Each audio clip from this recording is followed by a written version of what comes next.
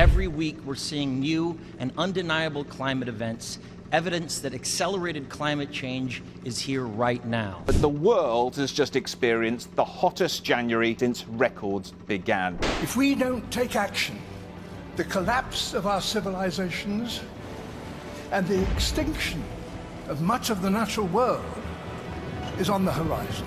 The reef is in danger and governments have to act now against climate change. Climate change is real, and while it affects the only planet we know as home, sports that we love and laud are also getting affected. How? Let's see. This is Gulmarg.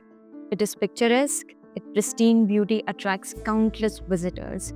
When draped in white snow, the quaint town transforms into a major hub for adventure enthusiasts, winter sports aficionados, and common men alike. But without snow, Gulmarg struggles.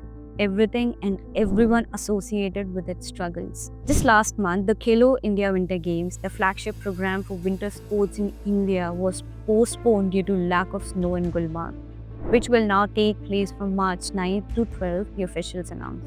Gulmarg usually receives snow starting from last week of December, but over the last few years, the pattern has changed.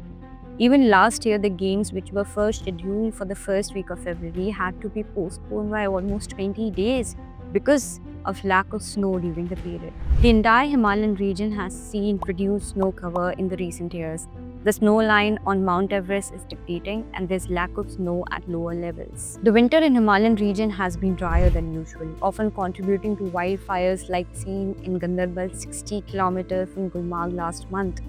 Experts tie this lack of snowfall and irregular patterns to climate change. This phenomenon has left India winter sports athletes in a lurch, the postponement of Khelo India Winter Games being just the tip of the iceberg.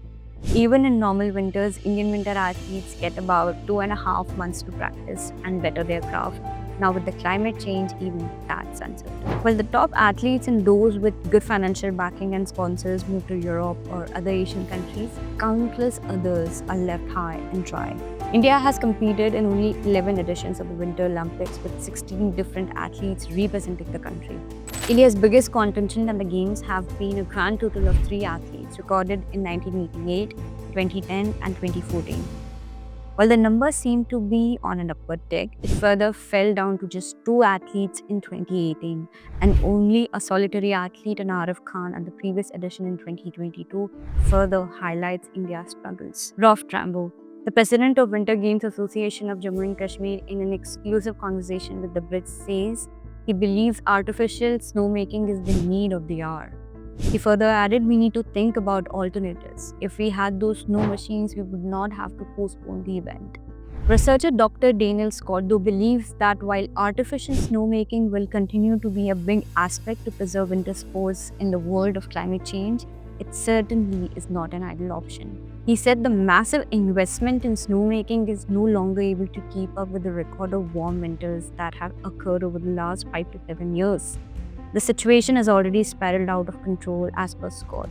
Controlling the greenhouse gases emissions is the only way. He said the geography of winter sport and viable ski resorts is very different under low and high emission futures, which will be determined by global efforts to reduce GHG emissions. Climate change is not just an issue affecting Gulmarg or the Indian winter sports ecosystem. It's a global problem, even addressed by IOC President Thomas Bach during the IOC session in Mumbai in October 2023.